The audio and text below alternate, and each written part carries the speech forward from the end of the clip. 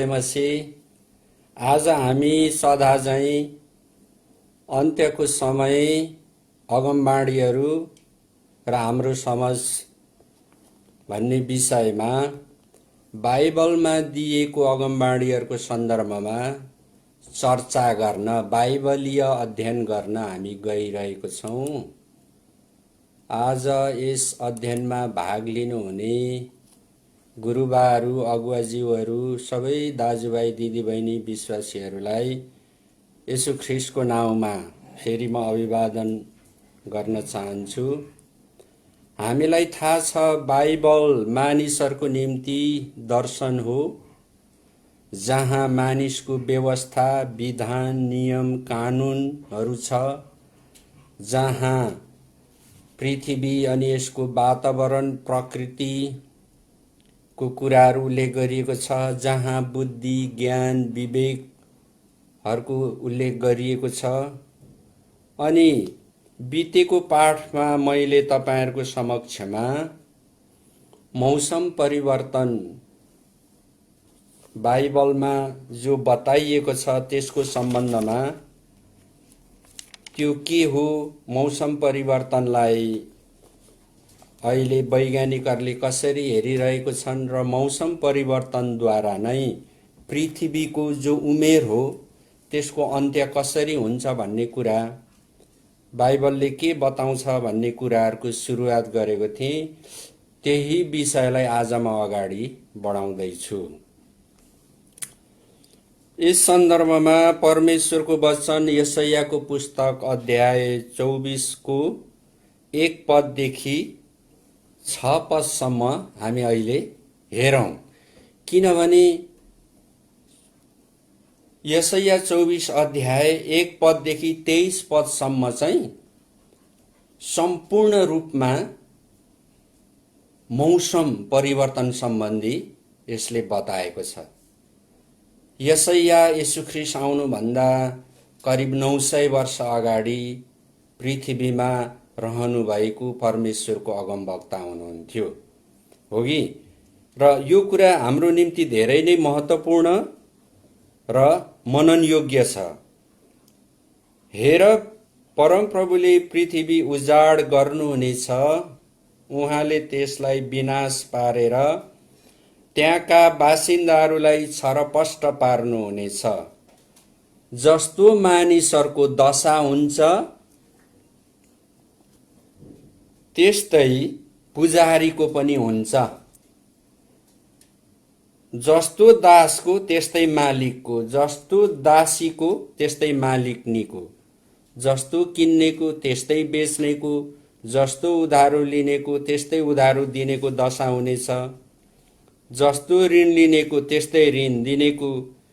3 पदमा छ, पृथ्वी पुरै उजाड हुनेछ र पूर्ण रूपमा लुटपिट गरिनेछ, किनकि परमप्रभुले नै यो कुरा भन्नुभएको छ।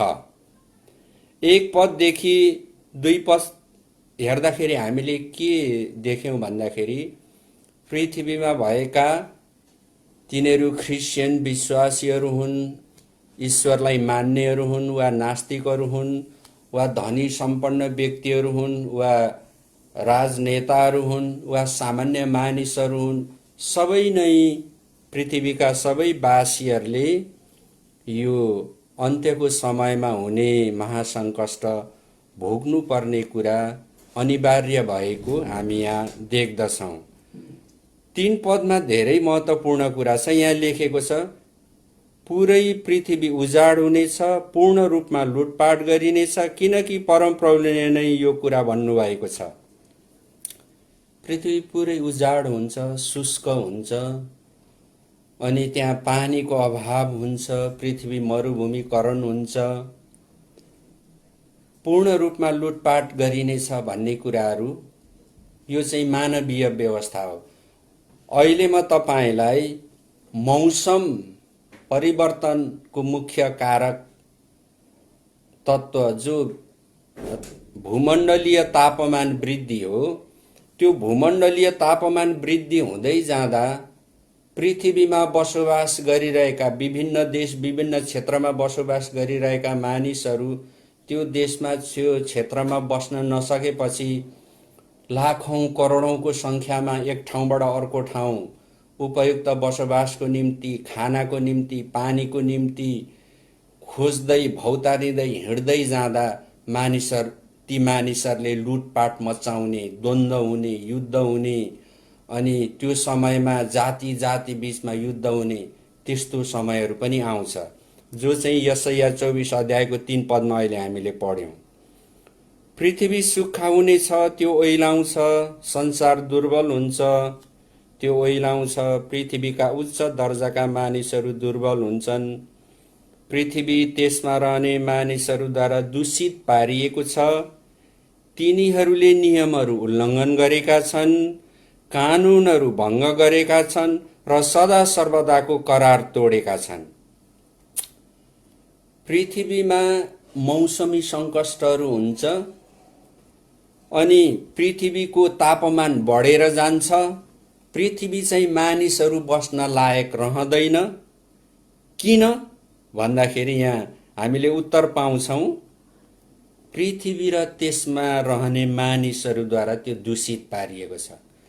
त्यो दूषित पारियो भन्नुको अर्थ के हो? अहिले म तपाईलाई पृथ्वीको तापमान वृद्धिको पहिलो 1 degree, 2 degree, 3 degree, 4 degree, 5 degree बयान गर्दा म भन्छु कि पृथ्वी कसरी दूषित पारिँदै गइएको छ। अनि अर्को कुरा के छ यहाँ? तिनीहरूले नियमहरू उल्लङ्घन गरेका छन्। पृथ्वीको वातावरणीय स्वच्छता कायम राख्न, पृथ्वीमा मानव समुदायले अर्को मानव समुदायसँग मैत्रीपूर्ण, भातृत्वपूर्ण, मानवीय व्यवहार गर्न परमेश्वरले जो नियमहरू व्यवस्थाहरू दिनुभयो त्यो सबै भङ्ग भएको अवस्था छ, हो कि? अनि अर्को कुरा के छ भन्दा त्यस्तो गर्नु चाहिँ के हो? सदा सर्वदाको अथवा परमेश्वरको करारलाई तोड्नु हो।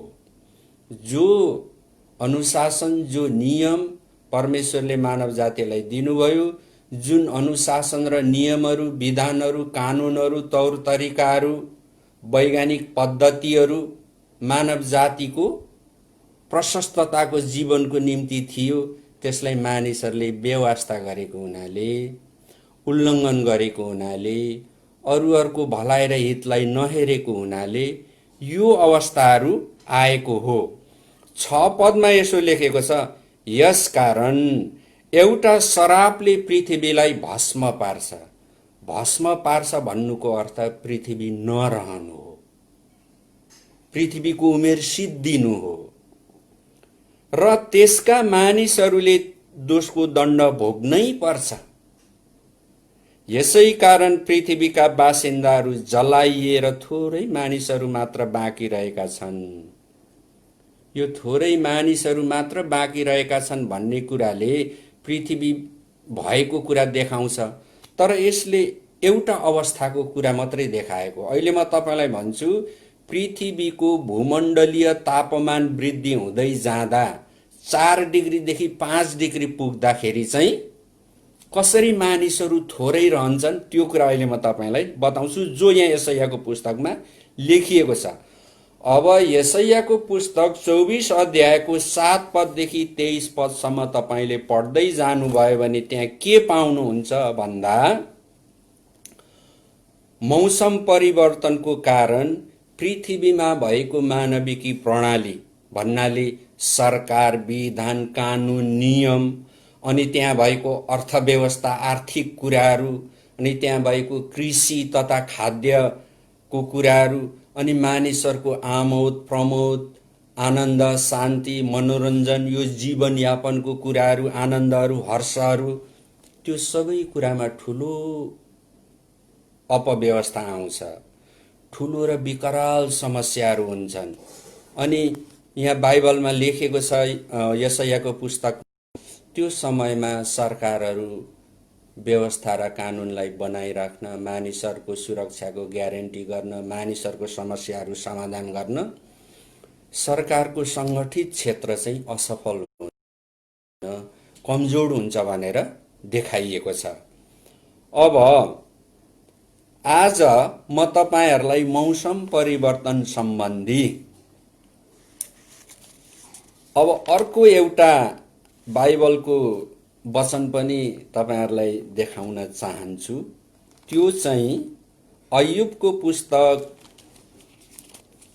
37 अध्यायको 1 देखि 24 पदसम्म तपाईले पढ्नुभयो भने त्यहाँ के पाइन्छ त समग्र रूपमा त्यो कुरालाई बुझ्दा भन्दा जति पनि हामी बाँचेको पृथ्वी, यसको वातावरण अनि यसको वरपर भएको ग्रहहरू, ताराहरू, पिण्डहरू जो छ अनि हामी बाँचिरहेको, जीवन जिरहेको, फल्दो फुल्दो हराभरा सुन्दर हिमशैलीहरू, समुद्रहरू, तालतलैयाहरू, खोला नालाहरू अनि वसन्तको पालुवा फेर्ने ऋतु अनि ग्रीष्मको न्यानोपन अनि गर्मीयामको अन्न बाली पाक्ने कुराहरू, जीवन सुन्दर छ। वास्तवमा पृथ्वीमा भएको परमेश्वरले दिनुभएको जीवन साह्रै सुन्दर, असल अनि रहर लाग्दो, लोभ लाग्दो छ।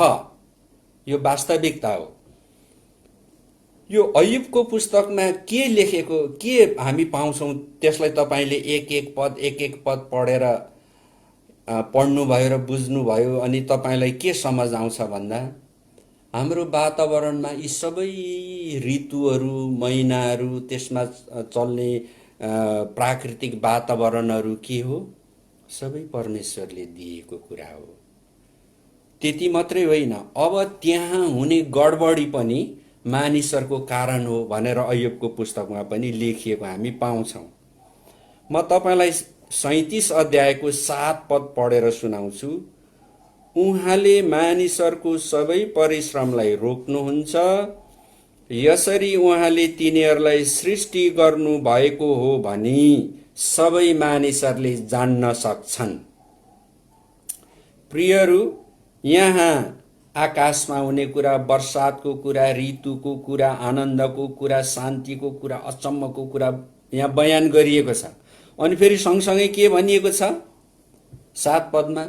तर उहाँले मानिसहरूको परिश्रमलाई रोक्नुहुन्छ।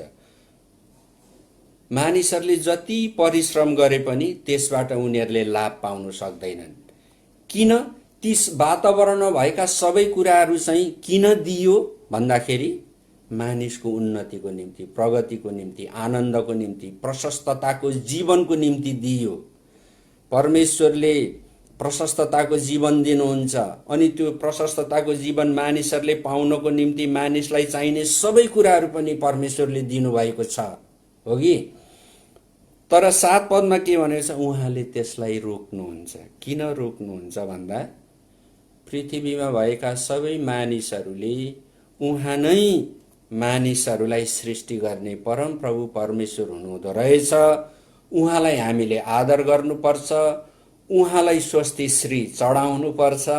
उहाँ आदर महिमाको योग्य हुनुहुन्छ, उहाँ परमेश्वर हुनुहुन्छ भनेर जानी लिनको निम्ति पनि परमेश्वरले जाति जाति र देशहरूमा त्यो काम गर्नुहुन्छ भनेर यहाँ लेखिएको छ।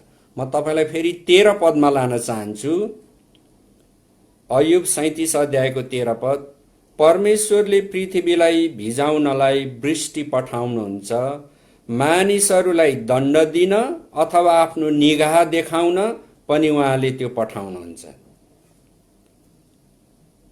हाम्रो पृथ्वीमा पानी पर्नुको दुईटा आशा यहाँ दिएको छ। एउटा चाहिँ के हो? पृथ्वीलाई भिजाउनु, बाली नालीहरू उम्रिनु, हुर्किनु, बढ्नु अनि आकाशमा परेको पानीबाट बोट बिरुवाहरूले, वनस्पतिहरूले मल जल पाएर धेरै उत्पादन दिन सक्ने क्षमतामा त्यो बोट बिरुवाहरू, अन्नपातहरू आउनु एउटा कारण भयो।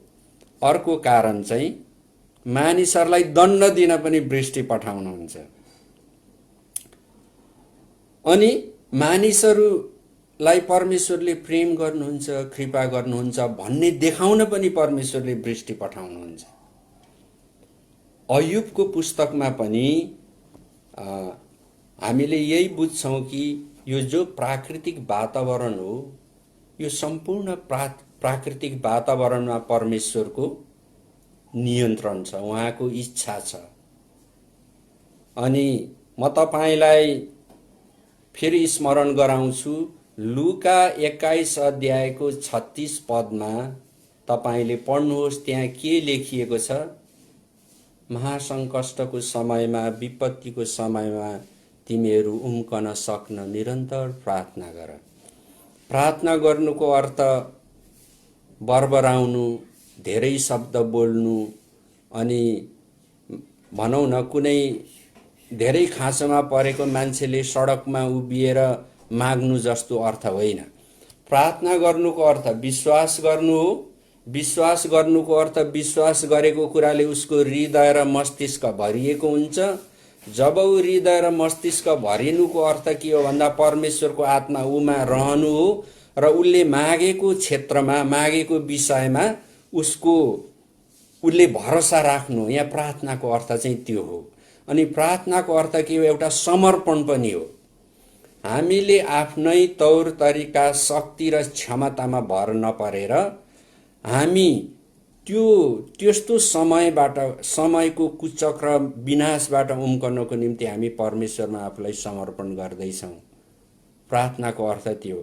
खाली प्रार्थनाको अर्थ हामीले उच्च स्वरमा अथवा बरबराएर अथवा धेरै कुराहरू गरेर भिखारीहरूले मागे जस्तो माग्नु मात्रै प्रार्थनाको अर्थ होइन प्रियहरू। प्रार्थनाको अर्थ चाहिँ गहन छ अघि।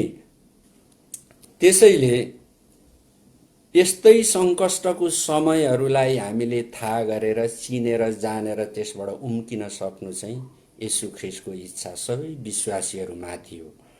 अनि अहिले म तपाईहरूलाई यो परमेश्वरको वचनमा अगमबाडीको रूपमा लेखिएको वचनहरू हाम्रो समयमा ज्ञान विज्ञानको क्षेत्रमा कसरी देखिएको छ भन्ने कुरालाई मानविकी सामाजिक तहमा अति सरल प्रकारले वैज्ञानिक अनि प्रयोगशालाको भाषामा नभनिकन बुझिने हिसाबले म तपाईहरुलाई प्रस्तुत गरिरहेछु। किन भन्दाखेरि परमेश्वरको वचन जो लेखिएको छ त्यसलाई हामी आदर गर्छौं, विश्वास गर्छौं, तर त्यो वचनको कुराहरू यसरी हामीले बुझ्दा हाम्रो विश्वास अझै बढेर जानु सक्छ, हामीले भर पर्ने कुरा अझै हुन सक्छ र परमेश्वरले भनेको कुरा हो वा होइन, हुँदै जान्छ होला, पछि हुने होला भन्ने कुरामा हामी अल्मलिन खाँचो छैन। परमेश्वरले बोल्नु भएको वचनहरू चाहिँ अहिले हाम्रो समयमा अथवा आउने समयमा अथवा बितेको समयमा भइसक्यो, यसरी भएछ भन्ने कुरा थाहा पाउनु, जान्नु, बुझ्नुले हाम्रो विश्वासलाई अझै अगाडि बढाउँछ। त्यो हामीमा त्यो कुराहरू हुन्छ भने अब विश्वासमा नआएका मानिसहरूलाई पनि परमेश्वरको वचनमा यस्तो यस्तो लेखिएको छ, हुँदै जाँदा त्यो कुराहरू यसरी देखा परे भनेर सरल भाषामा हामीले बुझाउन सक्यौं भने हामी काम गर्ने ठाउँका हाम्रो साथीभाइहरू, सहकर्मीहरू, छिमेकीहरू, हाम्रै परिवार र नातामा भएका मानिसहरू अथवा आफ्नै परिवारमा प्रभुको वचनमा ध्यान नदिने कतिपय सदस्यहरू, विश्वासीहरू हुन सक्छन्। उनीहरूको ध्यानलाई हामीले खिच्न सक्छौं। बाहिरबाट हेर्दा त हामी सबै राम्रो, असल, सबै ख्रिस्चियन जस्तो देखिन्छ, तर भित्री रूपमा हाम्रा विश्वासीहरूको हृदय परमेश्वरको वचनले देखाएको सत्यतासँग एकै नाश भएर त्यहाँ उज्यालो चाहिँ आएको छ कि छैन नि, त्यो उज्यालो ल्याउनु चाहिँ अहिले हाम्रो कर्तव्य हो। हामीले सबै प्रकारले त्यो कामहरू गर्नुपर्ने हुन्छ। प्रार्थना गरेर, विश्वास गरेर, घोषणा गरेर, बाइबल सिकाएर, बाइबलको अर्थ बताएर, यो सबै प्रकारको उपायहरू हामीले ल्याउनु पर्छ। अब म तपाईलाई मौसम परिवर्तन र तापमान वृद्धि सम्बन्धी वैज्ञानिक क्षेत्रमा भएको खोज अनुसन्धान, उनीहरूले पत्ता लगाएको कुराहरू र हामी बसिरहेको पृथ्वीमा भएको कुराहरू बताउँछु। मैले तपाईलाई भने संयुक्त राष्ट्र संघले मौसम परिवर्तनलाई मानव सभ्यताको निम्ति सबैभन्दा ठूलो संकष्ट हो भनेर घोषणा गरेको छ र मौसम परिवर्तन हुँदै जाँदा पृथ्वीमा भएका मानिसहरू बदलिएको मौसममा कसरी अनुकूल हुने, कसरी मानिसको जीवनलाई, पेशालाई, व्यवसायलाई, खेतीपातीलाई, खानपिनलाई, शरीरलाई, स्वास्थ्यलाई परिवर्तित मौसममा मिलाउने एउटा कुरा र अर्को कुरा चाहिँ मौसम परिवर्तन हुन नदिन सबै देशले मिलेर के काम गर्ने, यो दुईटा प्रमुख कुराहरू संयुक्त राष्ट्र सङ्घले पृथ्वीभरिका देशहरूलाई कार्यक्रमको रूपमा यो अगाडि लगेको छ। र मौसम परिवर्तन चाहिँ मानव सभ्यताको निम्ति सबैभन्दा ठुलो सङ्कष्ट, चुनौती, शत्रुको रूपमा चित्रण गरिरहेको छ। अब यो मौसम परिवर्तन चाहिँ हुन्छ कसरी, त्यो कुरामा हामी जाउँ। म तपाईलाई वैज्ञानिक तथ्य र त्यसको सूत्रहरूको बारेमा बताइरहेको छुइनँ, तर वैज्ञानिक तथ्य र सूत्रमा भएको कुरा मानविकी समझको रूपमा मात्रै बताइरहेछु। अब वास्तवमा भूमण्डलीय तापमान वृद्धिको असरको रूपमा मौसम परिवर्तन हुन्छ। मौसम परिवर्तन आफै हुँदैन, हामी बसेको जो पृथ्वी छ, पृथ्वीको वरिपरि जो वातावरणीय पत्र छ अथवा तपाईले सम्झिनुस् खोल छ, एउटा खोल, जसरी सिरकमा खोल हालिया हुन्छ, जसरी हाम्रो शरीरमा लुगा लगाएर हामीले खोल हालेको हुन्छौं, त्यस्तै पृथ्वीको वरिपरि खोल छ। अनि त्यो खोलभित्र मौसम छ, महिनाहरू छन्, ऋतुहरू परिवर्तन हुन्छ, त्यो खोलभित्र जाडो गर्मी हुन्छ। त्यो वातावरणीय खोल बाहिर मौसम पनि छैन, जाडो नि छैन, गर्मी नि छैन, सदा एकनाश छ। त्यहाँ जीवन पनि छैन। न त वैशाख लाग्दा नयाँ पालुवा आउँछ, न त माघ हुँदा जाडै हुन्छ, केही पनि हुँदैन। वैशाखमा पनि त्यही हो, माघमा नि त्यही हो।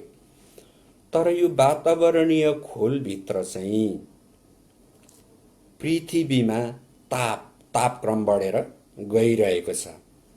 अनि बितेको 10,000 वर्षमा, बितेको 10,000 भन्नाले सन् 2000 भन्दा अगाडिको 10,000 वर्षमा पृथ्वीका विभिन्न देशहरू अनि जातिहरूको बीचमा उद्योग धन्दाको विकास भयो, कल कारखानाहरू बढे, अनि त्यसको साथसाथै अणुशक्तिको भट्टीहरू पनि चलाइयो, पृथ्वीबाट ग्यासहरू पनि निकालियो, अनि शक्ति दिने, ऊर्जा दिने शोधशालाहरू पनि प्रशस्त खुले, कृषिमा पनि धेरै उन्नति भयो, अनि वन जङ्गलको पनि नाश भयो, वन जङ्गलमा भएको स्रोतहरू पनि चलाइए, अनि प्राकृतिक स्रोतहरू पहाड खनेर, जमिन खनेर, समुद्र मुनि खनेर भएका मानिसलाई काम लाग्ने कयौं खनिजहरू, ग्यासहरू, तेलहरू, धातुहरू पनि निकालिए।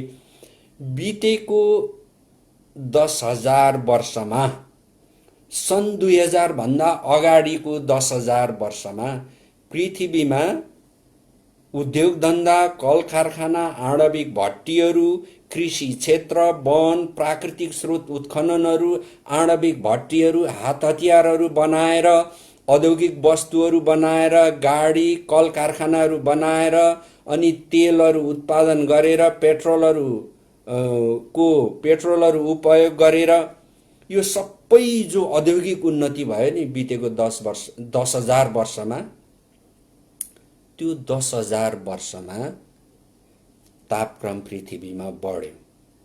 कसरी बढ्यो तपाईले सम्झिनुस्। यो पृथ्वीमा त्यसको वरिपरि एउटा खोल छ, त्यो खोलभित्र चाहिँ बढेको, बाहिर होइन। त्यो खोलमा तापक्रम बढ्यो, तापक्रम बढ्यो। अनि यो तापक्रमलाई कहिले नापियो भन्दा 11,000 वर्ष लागेपछि सन् 2000 मा 10,000 वर्ष सिद्धिएर 11,000 वर्ष लाग्यो। अनि 11,000 वर्षको सन् 2015 मा नापियो, तापक्रम नापियो। पहिला त्यो 10,000 वर्ष जो औद्योगिक विकासको वर्ष हो, पृथ्वीमा मानव जातिले गरेको औद्योगिक विकासको वर्ष हो, त्यो भन्दा अगाडि जुन तापक्रम थियो त्यो 10,000 वर्षभित्र जति बढ्यो, अनि 11,000 वर्षको 2015 मा त्यो नाप्दाखेरि 1 डिग्री सेल्सियस बढेको छ, बढेको पाइयो 1 डिग्री सेल्सियस। त्यो भन्दा अगाडि पृथ्वीको तापक्रम सामान्य थियो, शून्य थियो, शून्य मानिएको थियो 10,000 भन्दा अगाडि। अहिले 11,000 वर्षको 2015 मा नाप्दाखेरि त्यो चाहिँ 1 डिग्री सेल्सियस बढेको छ। अहिले हामी 1 डिग्री सेल्सियस पृथ्वीको तापमान, जसलाई भूमण्डलीय तापमान वृद्धि भन्छ, अङ्ग्रेजीमा ग्लोबल वार्मिङ भन्छ। म अङ्ग्रेजी शब्द धेरै लगाइरहेको छुइनँ, किनभने सबैले सुनेर बुझ्नु गाउँघरतिर सजिलो होस् भन्ने हिसाबले।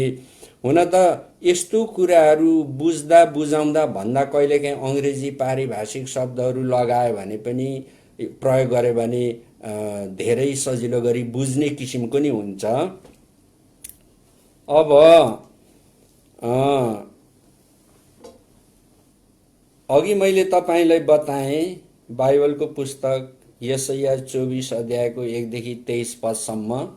प्रियहरू, तपाईँले बाइबलमा भएको वचनलाई एकदमै प्रार्थनामय तरिकाले गहन प्रकारले पढ्नुहोस्, प्रभुसँग प्रकाश माग्नुहोस्, अनि त्यो वचन हाम्रो जीवनमा, हाम्रो पृथ्वीमा कसरी सत्य हो, जस्ताको तस्तै हो भन्ने कुरा बुझ्नुहोस्, र यो कुरा हामीले अरूहरूलाई सुसमाचारको रूपमा भन्नुपर्ने हुन्छ। यशायाको पुस्तक 24 अध्यायको 1 पददेखि 23 पदसम्म भएको कुरा चाहिँ पृथ्वीको भूमण्डलीय तापमान वृद्धि 1 डिग्रीदेखि 2, 3, 4, 5, 6 हुँदै जाने जो अवस्था हो नि, त्यही कुरा यहाँ छ। जबकि हजारौं हजार वर्ष अगाडि त्यो कुरा परमेश्वरले मानव जातिलाई चेतनाको निम्ति, सजग हुनको निम्ति, विश्वासीहरूको भाषामा भन्ने हो भने प्रभु येशू ख्रीष्ट आउने बेला भइसकेको छ, तयार रहनको निम्ति, मुक्ति नगुमाउनको निम्ति, परमेश्वरको वचनलाई दरुसँग पक्रेर अगाडि हिँड्नको निम्ति दिएको हो। यो त्यतिकै दिएको होइन। अनि पृथ्वीमा जे हुँदै आइरहेछ त्यसमा परमेश्वरको योजना छ। अब यो म तपाईलाई वैज्ञानिकहरूले मौसम परिवर्तन सम्बन्धी भूमण्डलीय तापमान वृद्धिमा 1 डिग्रीमा के हुन्छ, 2 डिग्रीमा के हुन्छ भनेर जो बताएका छन् त्यो कुराहरू सुनाउन चाहन्छु। अब म तपाईलाई यो मौकामा एउटा कुरा भनिहालौँ, मलाई सम्झना आयो।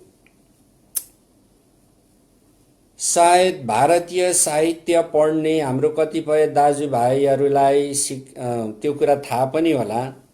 भारतमा धेरै प्राचीन समयमा एकजना कवि हुनुहुन्थ्यो, उहाँको नाम तुलसीदास हो, जसले संस्कृतमा रामायण पनि लेख्नुभयो।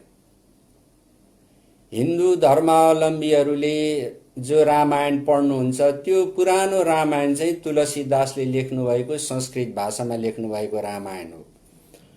उहाँले एउटा खण्ड काव्य लेख्नुभयो के पछि गएर।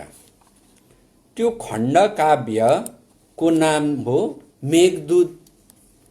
मेघ भनेको बादल, दूत भनेको प्रतिनिधि होइन, अथवा पानी वर्षाउने जो बादल हो नि, त्यसलाई मुख्य चरित्रको रूपमा चित्रण गरेर उसलाई नायकको रूपमा प्रस्तुत गरेर उहाँले त्यो खण्डकाव्य, कविताहरूको संग्रह खण्डकाव्य लेख्नुभयो।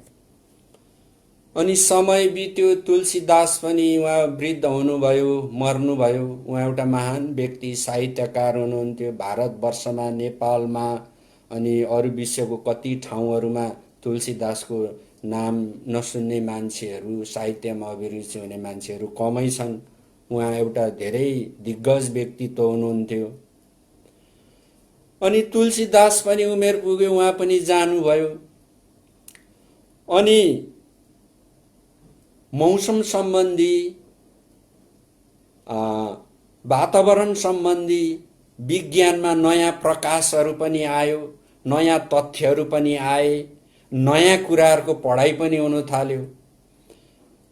अब त्यो हुँदै जाँदा अन्तिममा गएर के देखियो भन्दाखेरि तुलसीदासले लेख्नु भएको खण्डकाव्य जो मेघदूत हो, त्यो त दक्षिण एसियाको मौसम विज्ञान पो देखियो।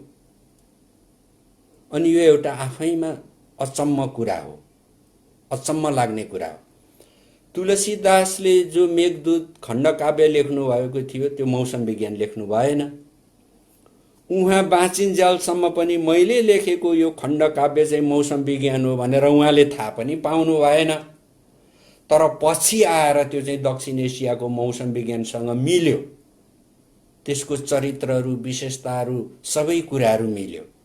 अनि पछिल्लो समयको साहित्यमा अभिरुचि राख्ने, विभिन्न विषयगत शास्त्रहरूमा अभिरुचि राख्ने मान्छेहरूले जब त्यो पाए एउटा अचम्म भयो।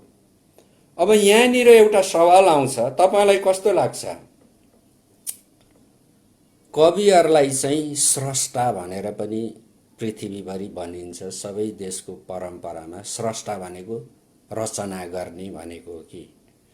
अब तुलसीदासले लेख्नु भएको मेघदूत, जो पछि दक्षिण एसियाको मौसम विज्ञानको रूपमा देखा पर्यो, वास्तवमा कसले लेख्यो होला? यो लेख्ने प्रकाश तुलसीदासलाई दिने को हो? कसरी खण्डकाव्य लेख्यो? कुरा दक्षिण एसियाको मौसम विज्ञानसँग राम्ररी मिल्यो त? एउटा रहस्यको कुरा हो। तपाईले यसतर्फ धेरै समय बिताउनु नभए पनि परमप्रभु परमेश्वर पृथ्वीमा भएका सबै मानिसहरूलाई प्रेरणा दिने, प्रकाश दिने हुनुहुन्छ भन्ने कुरा बुझ्न यसले केही सहायता पाउँछ कि भन्ने म ठान्छु, हो कि? त्यसकारण हामीलाई थाहा छ नि, परमप्रभु परमेश्वरले बेबिलोनको राजा नबुकदनेस्सरसँग कति ठुलो काम गर्नुभयो। नबुकदनेस्सर परमप्रभु परमेश्वरलाई विश्वास गर्ने मानिस थिएनन्। आजको भाषामा भन्यो भने नबुकदनेस्सर ख्रिस्चियन हुनुहुन्न थियो, इसाई थिएन ऊ। परमेश्वरले पृथ्वीमा भएका मानिसहरूलाई चलाउनुहुन्छ, सबै कुराहरू परमेश्वरको प्रकाशमा भर पर्छ भन्ने कुरा थाहा पाउन यी कुराहरूले हामीलाई केही सहायता गर्छ। अब म तपाईलाई वैज्ञानिकहरूले आंकलन गरेको पृथ्वीको तापमानको बारेमा बताउँदैछु। अघि मैले भने 10,000 वर्ष अगाडि, 10,000 वर्षभित्रमा जति तापक्रम बढ्यो मानिसहरूको औद्योगिक विकासको कारण, त्यो औद्योगिक विकासमा के भयो भन्दा कार्बन भन्ने ग्यास धेरै निस्कियो। कार्बन भन्ने ग्यास निस्कियो। त्यो कार्बन भन्ने ग्यासले पृथ्वीमा को वरिपरि भएको वातावरणीय पत्रलाई के गर्छ? बाक्लो बनाउँछ। अनि बाक्लो बनाउँछ। पृथ्वी दिनमा घाम लागेको बेलामा पृथ्वीमा भएका सतहमा भएका सबै कुराहरू तातिन्छ, समुद्रदेखि लिएर। अनि जब पृथ्वीको भागमा रात पर्छ तब दिनमा तातिएको त्यो बाष्पीकरण चाहिँ त्यो पत्रबाट बाहिर छिरेर जानुपर्ने हुन्छ कि बाहिर निस्किनु पर्ने हुन्छ। त्यो प्रक्रिया परमेश्वरले राख्नु भएको छ। तर मानिसहरूको उद्योग धन्दाले, वन विनाशले निकालेको कार्बनले पृथ्वीको वरिपरि भएको वातावरणीय पत्रलाई बाक्लाइदियो। भनेपछि पृथ्वीमा तातिएको कुराहरू रातमा बाहिर निस्किनु सकेन, मजाले निस्किएन, आनन्दले निस्किएन, सजिलो गरी निस्किएन। तपाईँ एकदमै भिडभाड भएको ठाउँमा निष्फिक्री कुदेर छिटो पुग्न सक्नुहुन्छ र? सक्नुहुन्न नि। यो पृथ्वीबाट निस्किने बाफलाई त्यही नै भयो। त्यसो हुँदाखेरि के भयो? पृथ्वीबाट निस्किने बाष्पीकरण बाहिर जाने काम ढिलो भएको हुनाले पृथ्वीको समग्र वातावरण चाहिँ तात्तिँदै गयो। त्यसको पनि ठुलै विज्ञान छ, हो कि धेरै बयानहरू छ, हामी त्यता नजाउँ। केवल मेरो उद्देश्य के हो भने यशायाको पुस्तकमा मौसम परिवर्तन सम्बन्धी जे लेखिएको छ त्यो कुरा बुझ्नको निम्ति सहायक हुनको लागि मात्रै हो। अब 1 डिग्री सेल्सियस तापमान चाहिँ अहिले बढिसकेको छ। यो 2015 सालको सेप्टेम्बर महिनामा वैज्ञानिकहरूले नाप्नु भएको हो। पहिलाको तापमान जो सामान्य थियो त्यो सामान्यभन्दा माथि बढेर 1 डिग्री सेल्सियस अहिले छ। अनि यो चाहिँ यो 1 डिग्री सेल्सियस तापमान बढ्दाखेरि पृथ्वीका देशहरूमा, समुद्रमा, वन जङ्गलमा, हावापानीमा के असर पर्यो त यति ताप बढ्दाखेरि भन्ने कुरा म तपाईलाई बिस्तारै छोटकरीमा बताउँछु। 2015 सालमा भारतमा 2500 मानिसहरू मरे। पाकिस्तानमा त्यो 2015 मा नै 2000 मानिसहरू मरे मे महिनामा, हो कि। अनि यो मौसम परिवर्तनको कारण त्यो भयो। तर तपाईले मौसम परिवर्तनलाई एकनास सधैँभरि चलिरहनेको रूपमा चाहिँ लिनु हुँदैन। अहिले म त्यो चर्चा गर्छु।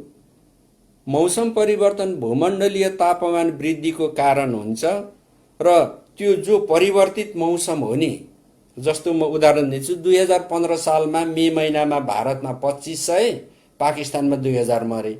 16 मा पनि त 2000 मर्नुपर्ने, अथवा 17 मा किन मरेनन्, 19 मा किन मरेनन्, त्यसरी मर्नेको संख्या बढ्नुपर्ने? त्यो होइन। तापक्रम बढेर जाँदाखेरि पृथ्वीको विभिन्न भागमा विभिन्न देशमा पर्ने जो असर हो नि, त्यो एकै नाश हुँदैन। त्यो असरहरू कोही अल्पकालको हुन्छ, कोही मध्यम कालको हुन्छ, कोही दीर्घकालको रूपमा नि हुनसक्छ। कुनै ठाउँमा काहीँ काहीँ चाहिँ एक पटक दुई पटक पर्यो, फेरि अर्को पटकदेखि त्यो भएन, त्यस्तो पनि हुनसक्छ। अब यो 1 डिग्री बढ्दाखेरि त्यो घटना घट्यो। अब बङ्गलादेशमा के भयो भन्दाखेरि बङ्गलादेशको समुद्रको किनारमा जो खेतीपाती थियो, त्यहाँ गाउँ थियो, सहर बजारहरू थियो, 1 डिग्री तापमान बढ्दा समुद्रको सतह पनि बढेको हुनाले, समुद्रको सतह कसरी बढ्छ? पहाडहरूबाट बगिआएको माटोहरू अनि बाढी आउँदा पहिरो जाँदा बगेको माटोहरू अन्ततः गएर समुद्रमै थुप्रिने हो। त्यसकारण अनि समुद्रमा सुनामी आउनु पूर्व जो भूकम्प आउँछ त्यसले पनि समुद्रको सतहलाई तलमाथि पार्छ।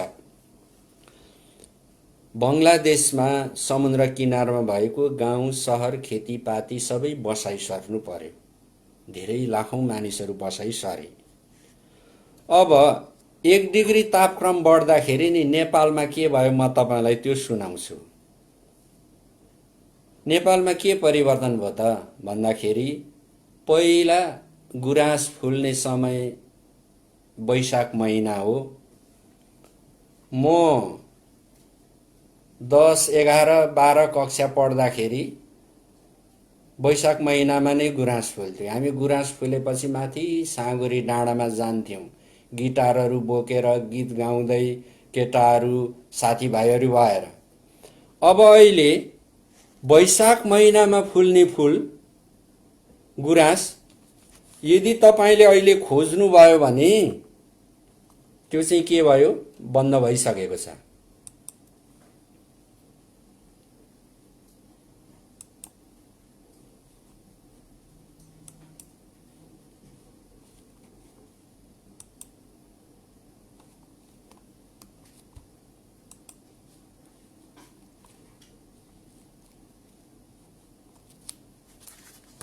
यहाँ अलिकति टेक्निकल गडबडी भयो जस्तो छ।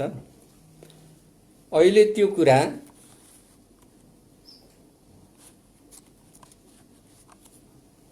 त्यो कुरा बन्द भएको छ हैन। वैशाखमा गुराँस फुल्दैन, झरिसकेको हुन्छ।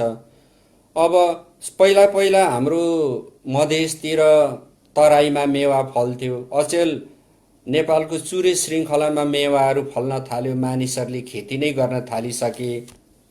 अर्को कुरा भन्छु, हामी हेटौडामा बस्ने हेटौडाको वरिपरि भएका कति दाजुभाइहरूलाई थाहा छ हेटौडामा के थियो?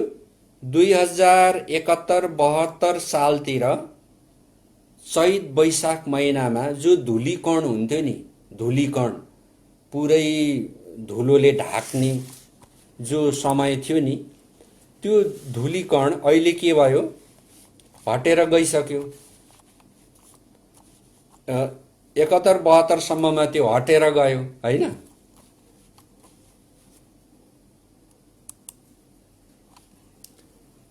एकहत्तर 72 सम्ममा त्यो हटेर गइसकेको छ।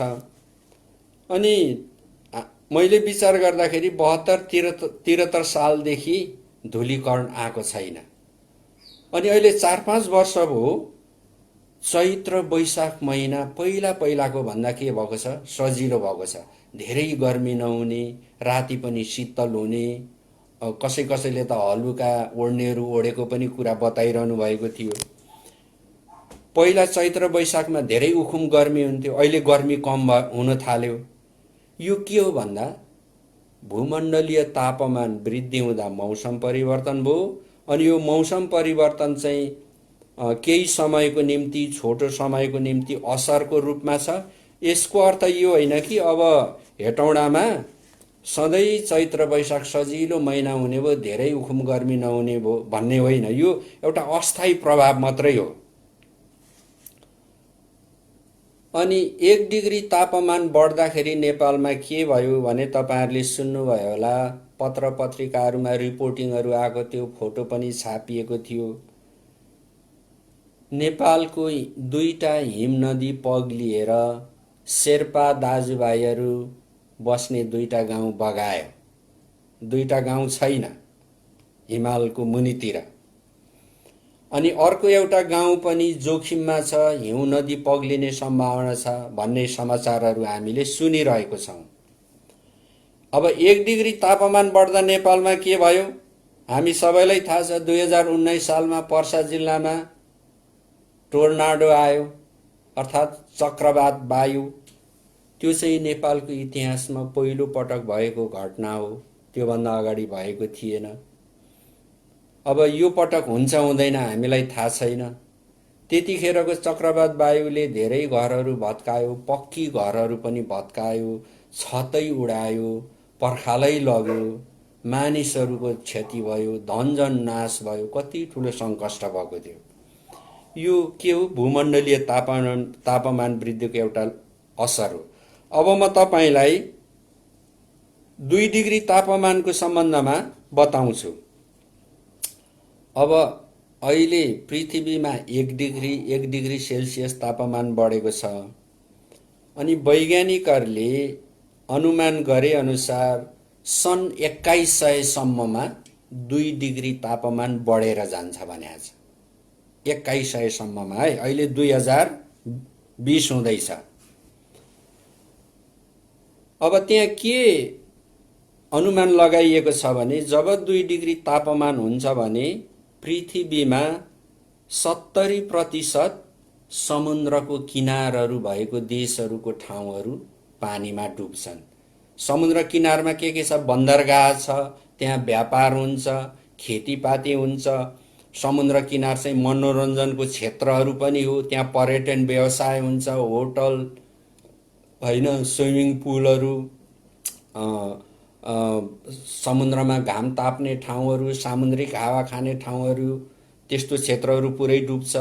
अनि समुद्रको किनारमा माछाको व्यवसाय हुन्छ, मत्स्य व्यवसाय। अनि समुद्रको किनारमा सहरहरू छन्, आवासीय इलाकाहरू छन्। यो सबै 70% क्षेत्रहरू डुब्छ भनेर वैज्ञानिकहरूले भनेको छन्। संयुक्त राष्ट्र सङ्घले यो भूमण्डलीय तापमान बढ्न नदिनको लागि एउटा अन्तर्राष्ट्रिय सन्धि गरेको छ। त्यो सन्धिमा युरोपियन युनियन, अमेरिका, G8 र अरू 120 वटा देशहरू संलग्न भएर त्यतिखेर के भने हामी कुनै पनि देशले त्यस्तो उद्योग धन्दाहरू चलाउँदैनौँ, त्यस्तो कामहरू गर्दैनौँ, त्यसरी वन विनाश गर्दैनौँ जसले कार्बन निकाल्छ भनेर उनीहरूले त्यो योजनालाई सहमति दिए। अनि संयुक्त राष्ट्र सङ्घले पृथ्वीको भूमण्डलीय तापमान 2 डिग्री भन्दा कम वा 2 डिग्री भन्दा माथि नबढोस् भन्ने कुरामा ध्यान दिएर एकदमै प्रयत्न गरिरहेको अवस्था छ, हो कि? अनि त्यसो त अहिले पृथ्वीमा 4-5 वटा भूमण्डलीय तापमान वृद्धि हुन नदिनको निम्ति काम गर्ने सङ्घ संस्थाहरू पनि छन्। तर ती सबैले राम्ररी ती संस्था भए तापनि त्यो काम भइरहेको भने छैन। एउटा संस्था छ जसलाई छोटकरीमा IPCC भनिन्छ, intergovernmental panel on climate change भन्ने संस्था हो। यो संस्थाको अध्ययनमा के भनेको छ भने नि हरेक 10 वर्षमा 0.2 डिग्री तापमान बढ्छ। भन्नुको अर्थ हरेक दशक भनेको 10 वर्षमा त्यो दरमा अहिले बढिरहेको छ, हो कि? अनि यदि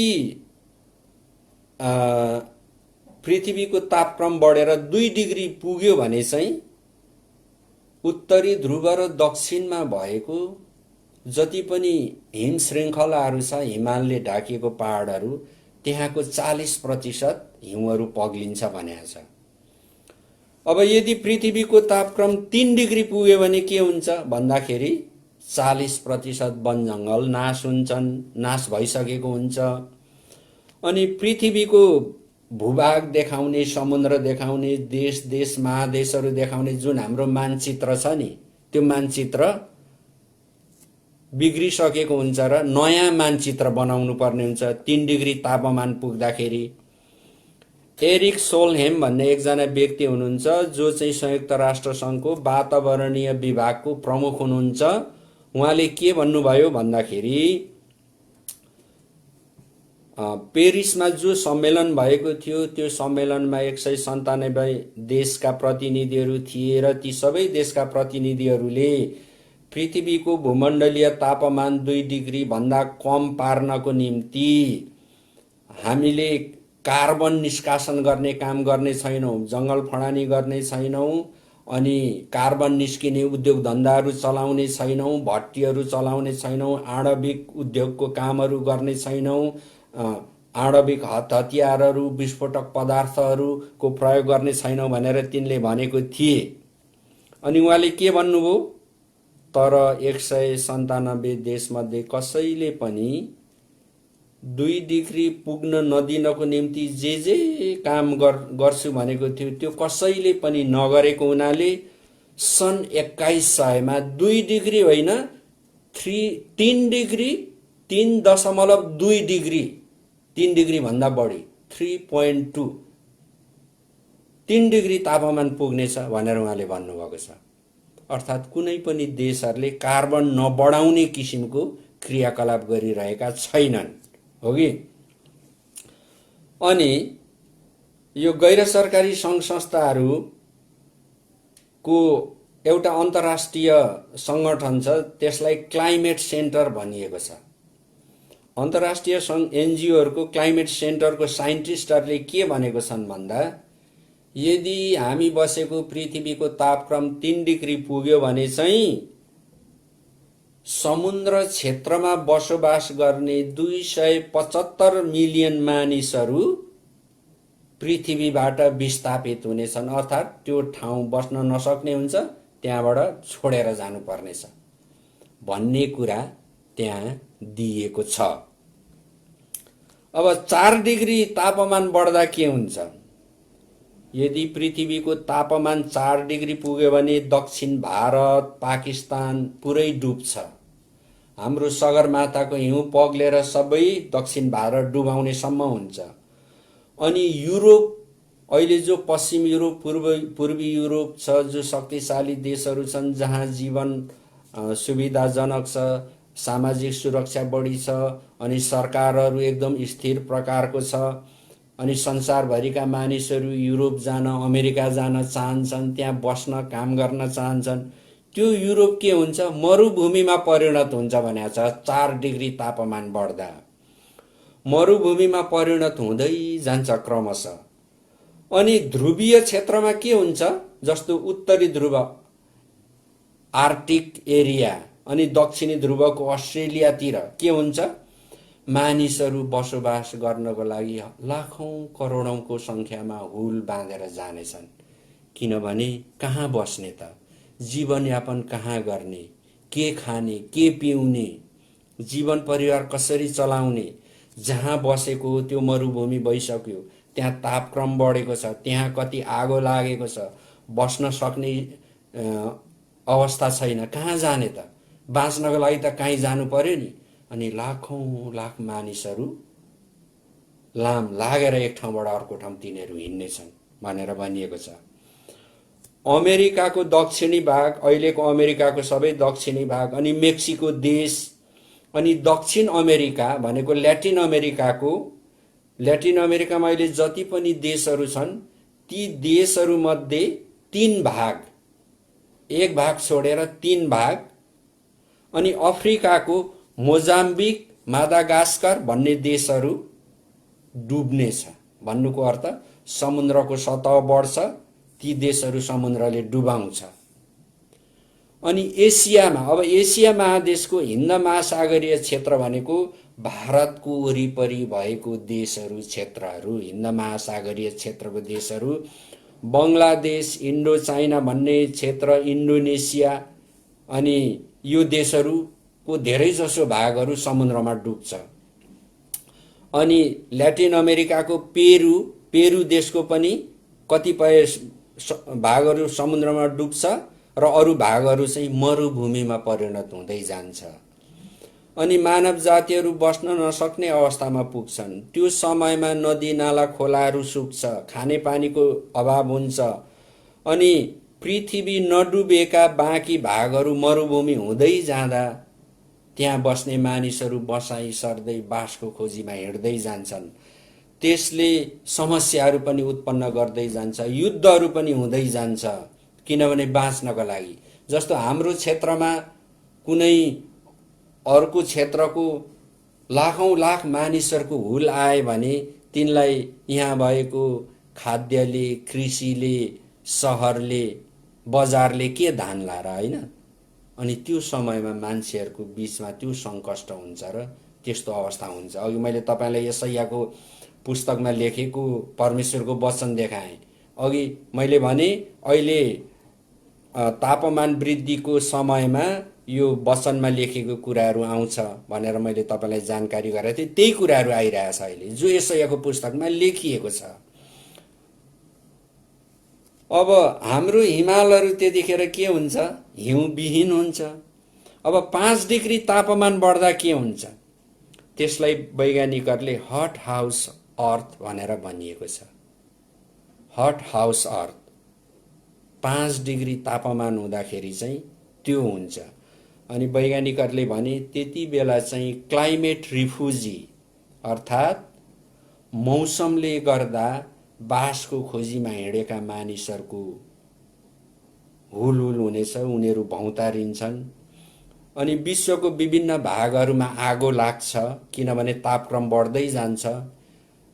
यहाँ 2 प्रकारको देखिसक्यो।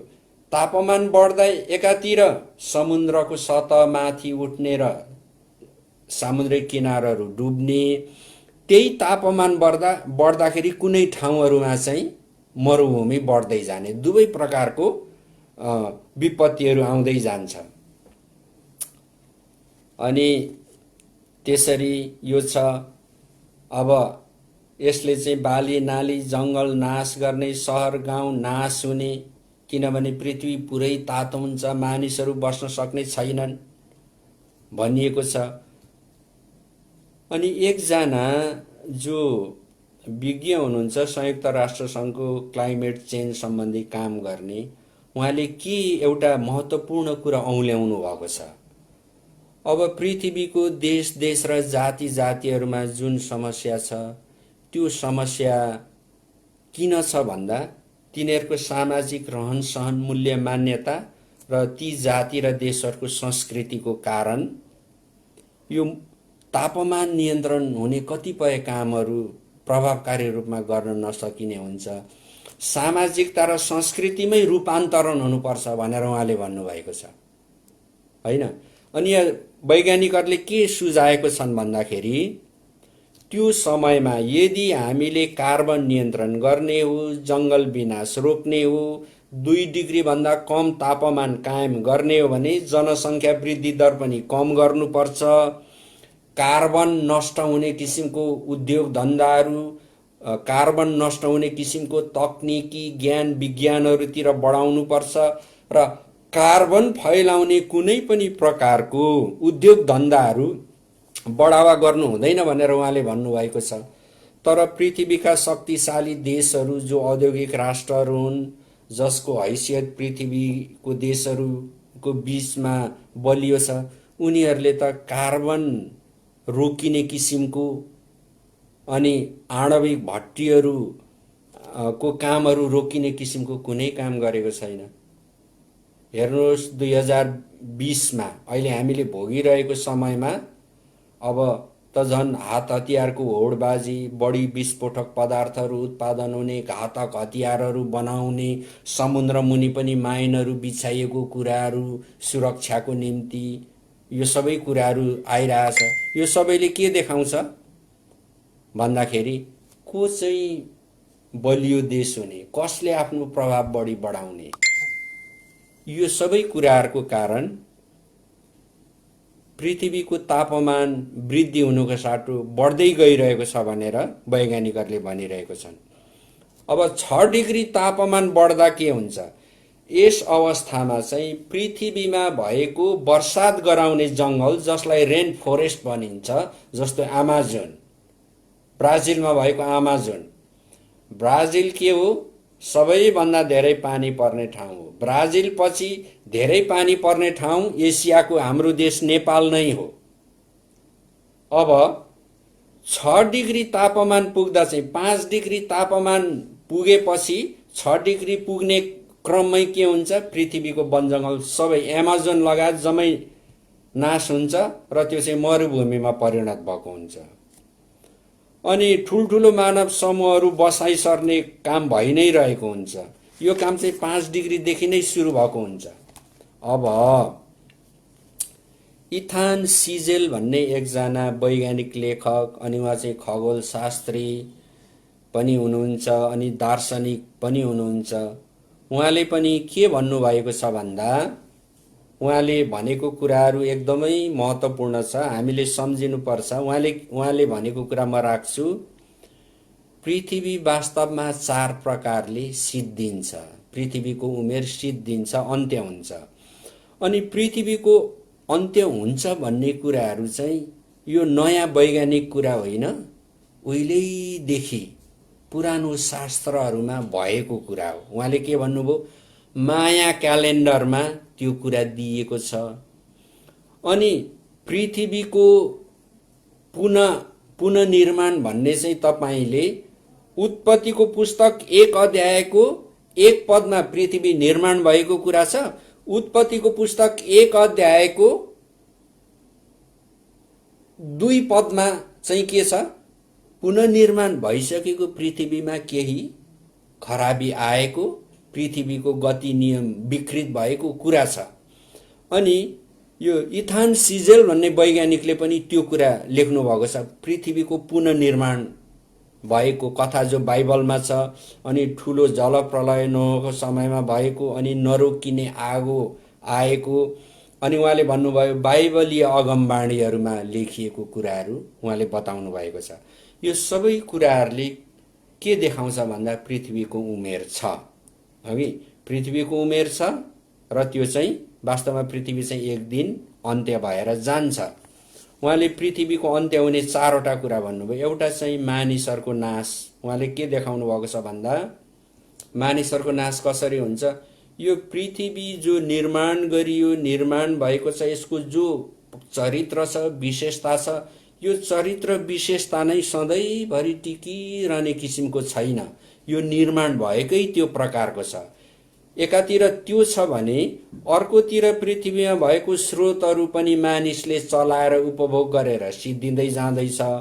अनि अर्को कुरा चाहिँ मानव समुदाय आफैले गरेको काम, जस्तो आणविक शस्त्र अस्त्रहरू, रासायनिक हतियारहरू, जैविक हतियारहरू ले पनि मानिसलाई नाश गरिरहेको छ। मानव जाति नाश हुन्छ। अर्को चाहिँ आकाशबाट झर्ने उल्का पिण्ड र ग्रहहरूको कारण पनि पृथ्वी नाश भएर जान्छ। अनि उहाँले पृथ्वी नाश हुने अर्को कुरा भन्नुभयो। त्यो चाहिँ के हो भन्दाखेरि पृथ्वीमा भएको समुद्र चाहिँ समुद्र उम्लिनेछ। त्यसमा उहाँले के भन्नुभएको छ भन्दा पृथ्वी र यसको वरिपरि भएको ग्रहहरू, सूर्यहरू, चन्द्रमाहरू एउटा परिवार हो। त्यो परिवार चाहिँ परिवारको निश्चित गति, नियम, तौर तरिका चल्ने कुरा छ। अनि त्यो जो गति, नियम, निश्चित तौर तरिका छ, त्यसमा तलमाथि हुने बित्तिकै पृथ्वीमा भएको मानवको जीवन र पृथ्वी स्वयंलाई असर पार्छ भन्ने कुरा उहाँले देखाउनु भएको छ। अनि हामीले अहिले जो सूर्यको ताप लिइरहेको छौँ, त्यो सूर्यको ताप, त्यो सूर्यको प्रकाश चाहिँ अब बढ्दै जाँदैछ। उहाँले भन्नुभएको छ कति बढ्छ भन्दाखेरि उहाँले भन्नुभयो 100 गुणासम्म बढेर जान्छ त्यो। अनि त्यो जब सूर्यको ताप बढेर जान्छ त्यो सूर्यको ताप बढेपछि समुद्रको पानी उम्लिन्छ, पानी उम्लेपछि त्यो बाफले वातावरण र आकाशलाई ढाक्छ, वातावरण र आकाशलाई ढाकेपछि के हुन्छ, विभिन्न किसिमको विपत्तिहरू मानिसको जीवनमा वातावरणमा आइपर्छ, त्यसले फेरि पृथ्वीको वायुमण्डललाई अझै तताउँछ। उहाँले त्यो देखाउनु भएको छ। अनि यो 2020 अप्रिल महिनामा भारत बिहारको सिवान जिल्लामा सूर्यको एउटा प्रकृति देखियो।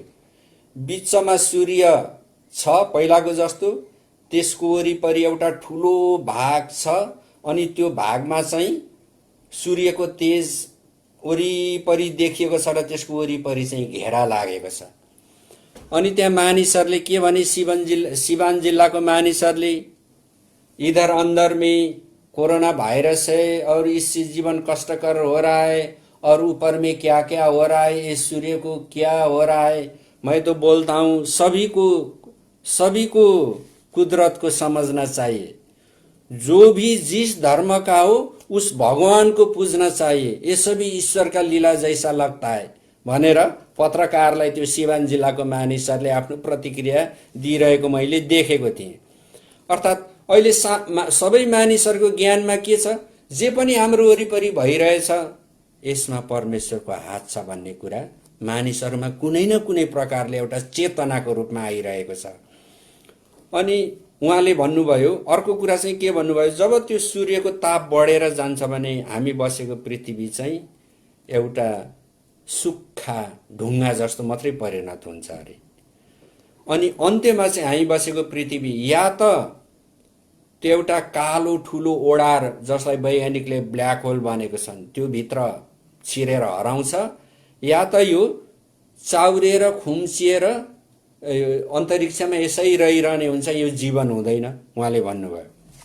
चाहे जे होस् पृथ्वीको निश्चय नै अन्त्य हुन्छ। अनि योभन्दा अगाडि उहाँले इथान सिजेल जो वैज्ञानिक हुनुहुन्छ, खगोलशास्त्री हुनुहुन्छ, उहाँले बडा मिठो कुरा भन्नुभएको छ। त्यो कुरा भनेर म आजको बाइबल अध्ययनलाई अन्त्य गर्छु। उहाँले के भन्नुभएको छ भने, अब टाढोको भविष्यमा हुन आउने पृथ्वीको जुन अवस्था छ, टाढोको भविष्यमा पृथ्वी अन्त्य भइरहेछ, तर अहिले नै चाहिँ हामी बाँचिरहेको समयमा त के छ, यो हराभरा उर्वर पृथ्वी हाम्रो सामु छ। हाम्रो सामु यो पृथ्वी किन छ भन्दाखेरि हामीले सृजना गर्न सकौं, नयाँ कुराहरू गर्न सकौं। र उहाँले भन्नुभयो, आउनुहोस् हामी भविष्य निर्माण गर्न हाम्रा खुट्टाहरूलाई अझै दह्रो बनाऊ। कसरी दह्रो बनाऊ भन्दा वैज्ञानिक वास्तविकता अनुसार ठीक प्रकारले हामी चलौं। वैज्ञानिक वास्तविकता भनेको के हो, यो पृथ्वी सधैँभरि छैन, टाढोको समयमा टाढोको भविष्यमा चाहिँ पृथ्वी अन्त्य हुँदैछ, तर अहिले त पृथ्वी हाम्रो अगाडि छ। त्यसैले यसलाई हामीले संरक्षण गरौँ, सपारौँ, बनाऊ, जहाँ जीवन चाहिँ धेरै असल जीवन चाहिँ हामीले जिरहेको छौँ। अनि उहाँले अर्को एउटा महत्त्वपूर्ण कुरा भन्नुभएको छ, मानव सभ्यताले सबै मानिसहरूको मानवीयता जगेर्ना गर्ने, उच्च मानवीयता कायम राख्ने वैज्ञानिक सिद्धान्त नीति कार्यक्रम भएको सफल मार्ग निर्देशक विधि विधान लियौं, ताकि यसले पृथ्वीमा भएका सबै मानिसहरूको भलाइ र कल्याण गरोस्, सबै मानिसहरूलाई जोगाओस्। अब अर्को कुरा उहाँले भन्नुभयो, हामीले मानवताको सुरक्षा गर्नुपर्छ, सम्वर्धन गर्नुपर्छ, मानिसहरूलाई स्वतन्त्रताको जीवन जिउन दिनुपर्छ र सबै मानिसहरूले स्वतन्त्रतापूर्वक सृजना गर्ने, जीवनको प्रशस्तता प्राप्त गर्ने, ग्यारेन्टी गर्ने व्यवस्था हामीलाई चाहिन्छ पृथ्वीमा। अथवा पृथ्वीमा मानव समुदायले, मानव सभ्यताले त्यस्तो कुराहरू टिकाइराख्ने सिद्धान्त नीति व्यवहारमा जानु पर्यो, त्यो कार्यक्रममा जानु पर्यो। अनि उहाँले के भन्नुभयो अन्तमा, यो नै वैज्ञानिक ज्ञान हो र यही वैज्ञानिक ज्ञानले चाहिँ हाम्रो समाजको अन्तिम लक्ष्यलाई पनि पूरा गर्छ।